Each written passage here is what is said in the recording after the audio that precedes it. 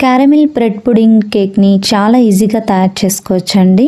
ఎప్పుడైనా స్వీట్ తినాలనిపించినప్పుడు చాలా ఈజీగా తయారు చేసుకోవచ్చండి. అందుకోసం ముందుగా స్టవ్ మీద ఒక ప్యాన్ని ఉంచి అందులోకి 3 టేబుల్ స్పూన్ల దాకా పంచదారను వేసుకోండి. 1 టీ స్పూన్ దాకా వాటర్ని వేసుకొని పంచదారను మెల్ట్ చేసుకోండి. మెల్ట్ చేసుకున్న తర్వాత స్టవ్ని మీడియం టు లో ఫ్లేమ్లోకి టర్న్ చేసుకుంటూ గోల్డెన్ కలర్ వచ్చేంత వరకు కూడా తయారు చేసుకోవాలి. ఇలా తయారు చేసుకున్న ఈ క్యారమిల్ సిరప్ని పక్కన ఒక గిన్నెను తీసుకుని ఆ గిన్నెలోకి వేసుకొని స్ప్రెడ్ చేసుకోండి.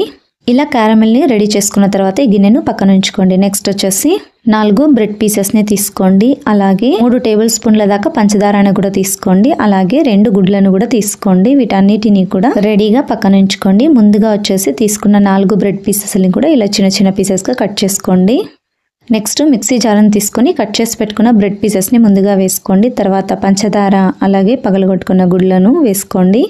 నెక్స్ట్ ఇందులోకి అదే కప్పుతోనే 1 కప్పు దాకా పాలను వేసుకోండి.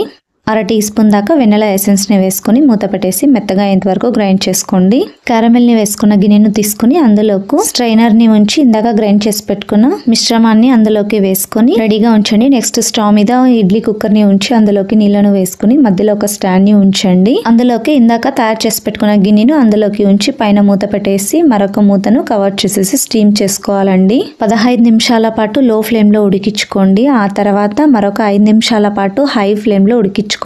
ఇలా టోటల్గా 20 నిమిషాల పాటు స్టీమ్ చేసుకున్న తర్వాత స్టవ్ ఆఫ్ చేసుకోండి. ఇది కుక్ అయిందో లేదో తెలుసుకోవడం కోసము నైఫ్తో ఇలా చెక్ చేసుకోండి.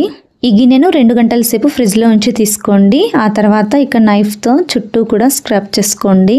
గిన్నెను బోర్లిచ్చేసి పైన ట్యాప్ చేసేస్తే నీట్గా వచ్చేస్తుందండి. పూర్తిగా చల్లారిన తర్వాతే పర్ఫెక్ట్గా వచ్చేస్తుందండి. అంతేనండి, ఎంతో రుచికరమైన బ్రెడ్ పుడింగ్ రెడీ అండి. ఇలాంటి మరెన్నో రెసిపీస్ కోసము సబ్స్క్రైబ్ చేసుకోండి.